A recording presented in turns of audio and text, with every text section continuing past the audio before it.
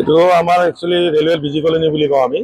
এইটো আমাৰ 301, 303 আৰু এইফালে আমাৰ ডাক দুটা 723 আৰু 24 এইখিনিত আজি কিছুদিন ধৰি এনক্ৰোচমেণ্ট ডে বাই ডে হৈ আছে আনঅথৰাইজ ষ্ট্ৰাকচাৰ। আমি এইবিলাক প্ৰচেছ কৰি পি পি এক্টত প্ৰচেছ কৰি আমি এইবিলাক আজি এভিকশ্যন কৰি আছোঁ। আৰু মাটি ক'ব গ'লে 3-4 বিঘা মাটি হ'ব মিনিমাম এনক্ৰোচমেণ্ট যিখিনি হৈ আছে। কেতিয়াৰ পৰা বাস কৰি আছিল এই অবৈধভাৱে? এইটো 2-3 বছৰৰ পৰা আৰম্ভ হৈছে। মানুহবিলাক ক'ৰ হয়? এইটোতো দেখিলে আপোনালোকেও গম পাইছে কি মানুহ হয়। মই আৰু কি ক'ম,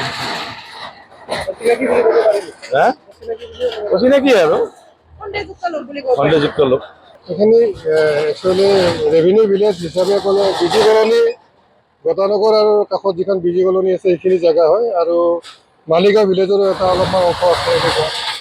আৰু আমাৰ বৃহৎ মানে আমাৰ এই যে আগৰ ফালে আছে যে এইটো 207 নম্বৰ দাগৰ পৰা আমি নটিচ দিছিলোঁ, যিখিনি আনঅথৰাইজ এনক্ৰোচমেণ্ট আছিলে একদম আগলৈকে যিখিনি আছে এই বেলটোত যিখিনি আছে মুঠতে।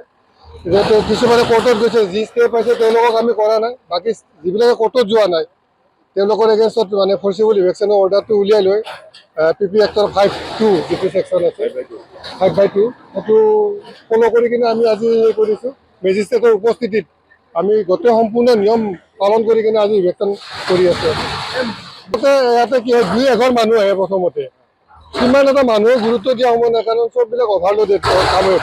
তথাপিতো আহি চাই কৈ দিয়ে, মুখেৰে কৈ দিয়ে তোমালোকে নাথাকিবা, কিন্তু তেওঁলোক আহি বহে, ৰাতাৰাতিৰ ভিতৰতে ভৰ্তি হৈ যায়। ক'ৰ পৰা আহে অচিনাকি মানুহ, এইবিলাক সন্দেহযুক্ত মানুহ, আমিও গম নাপাওঁ।